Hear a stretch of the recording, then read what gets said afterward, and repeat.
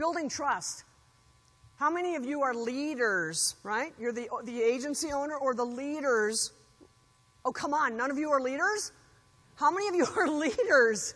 There you go, half the room. Half the room is in some kind of leadership position, formal or informal. You know as leaders that you've got to build trust, and even if you're not in a leadership position, you still have to build trust with people. There's two kinds of trust.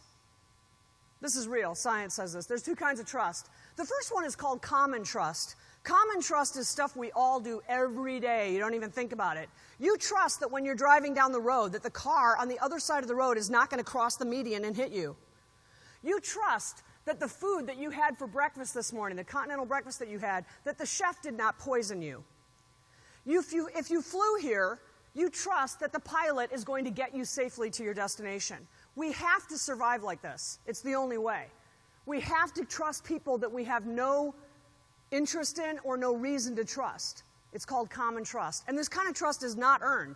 They don't have to earn it. They just have it because of their position. The chef, the pilot, the other driver. It's granted to other people automatically.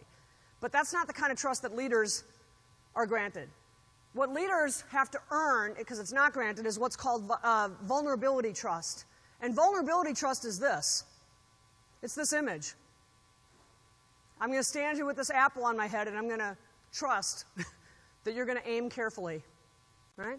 It has to be earned. It breaks down walls, and it has to be reciprocated. I can't ask you to trust me if I don't trust you back. It is a relationship.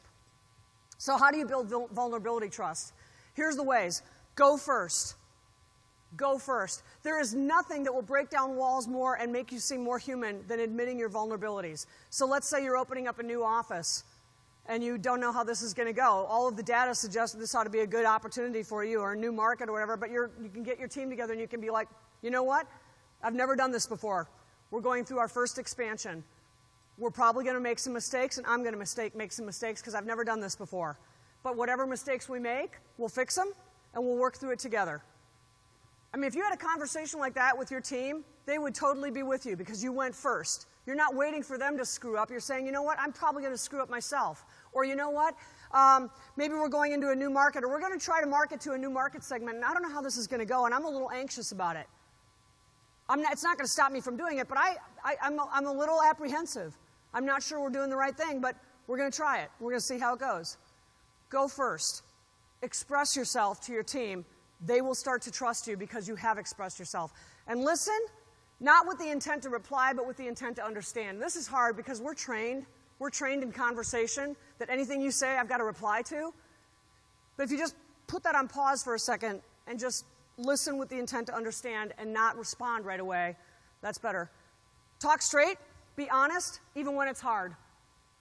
One of the best bosses I ever had hired me years ago for a position, and we talked about a very specific compensation level. And I agreed to go work for that company and him for that position at that compensation level. And guess what? About a month into the job, he had to come to me hat in hand, and he said, Kelly, I know we talked about this, but this has changed. And he went through some reasons why, and he said, and I know you're disappointed, but we're not going to be able to give you the bonus that you and I agreed upon and that we talked about, and here's why. And I'm telling you, I was not happy. I was not happy about it. But he told me the truth. He did it straight, and we talked about it. He didn't shuck and jive. He didn't try to gloss over it, and he didn't try to slide it past me like I wouldn't notice. It was a difficult conversation, but I respected him because he treated me like a peer, and he was like, I have some tough news. Here's what's going on. Here's what my opinion is. I believe that we're all big boys and girls, and we can handle the truth. Even bad truth, even uncomfortable truth. We can handle the truth. What we can't handle is the runaround.